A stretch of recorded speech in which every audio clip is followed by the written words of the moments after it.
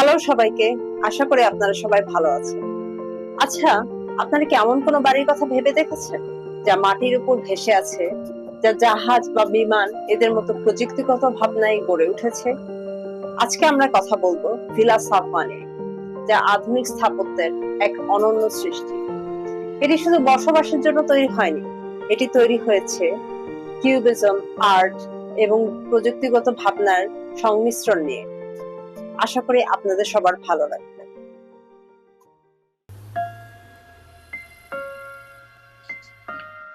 ১৯২৮ সাল থেকে ১৯২৯ সালের মধ্যে ফ্রান্সের পোসি শহরে লে কর্বুজিয়ের এই বাড়িটি ডিজাইন করেন। এটি ছিল সাভা নামে এক ধনী পরিবারের জন্য একটি ছুটির বাড়ি। তবে বাস্তবে শুধুমাত্র বসবাসের জন্য আরামদায়ক ছিল না, এটি ছিল আধুনিক স্থাপত্যের একটি পরীক্ষাগার।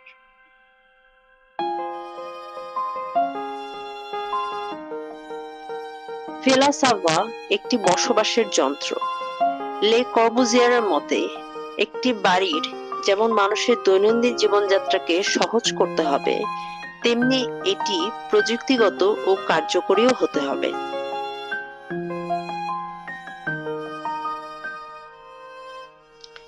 লে কর্বুজিয়ার মনে করতেন শিল্প ও স্থাপত্য একসাথে কাজ করবে, এবং ভিলা সাভা সে ধারণারই বাস্তবায়ন।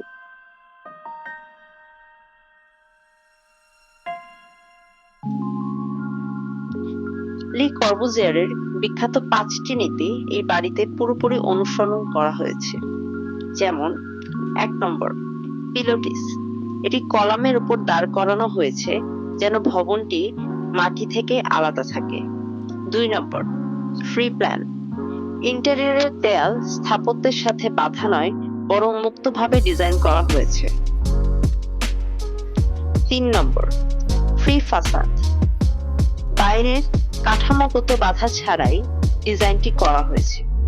৪ নম্বর, লম্বালম্বি জানালা। বড় জানালা ব্যবহার করে প্রচুর প্রাকৃতিক আলো প্রবেশের ব্যবস্থা করা হয়েছে। ৫ নম্বর, ছাদ বাগান।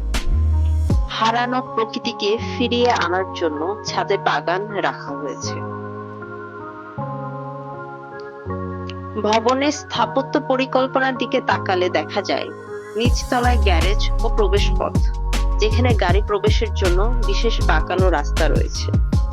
প্রথম তলায় বসবাসের জায়গাগুলো, যেখানে লিভিং স্পেস, শোবার ঘর এবং কাঁচে ঘেরা জানালা যুক্ত করা হয়েছে। ছাদে উন্মুক্ত খোলা জায়গা ও বাগান, যা প্রকৃতির সাথে সংযোগ স্থাপন করে। কিউবিজম ও শিল্পের প্রভাব।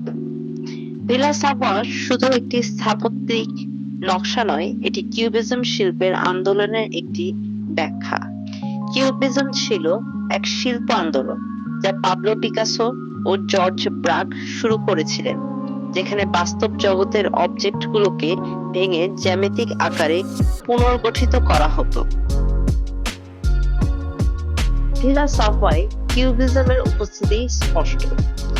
যেমন ভবনের সম্পূর্ণ জ্যামিতিক ফর্মের কারণে বিভিন্ন দৃষ্টিকোণ থেকে ভিন্ন অভিজ্ঞতা পাওয়া যায়। ভবনের বাইরের ও ভেতরের অংশ একসঙ্গে সংযুক্ত, আলো ছায়ার খেলায় গভীরতা সৃষ্টি। ভিলা সাভা শুধুমাত্র একটি বাড়ি নয়, এটি ছিল স্থাপত্যের এক বৈপ্লবিক পরিবর্তনের প্রতীক। এটি প্রযুক্তি, কিউবিজম এবং আন্তর্জাতিক শৈলীর সমন্বয়ে গঠিত এক অনন্য সৃষ্টি।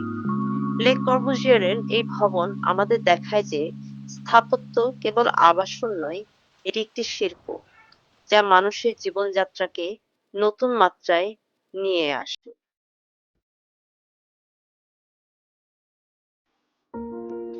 ভিলা সাভাকে উপস্থাপন করার এই ছিল আমার ক্ষুদ্র চেষ্টা।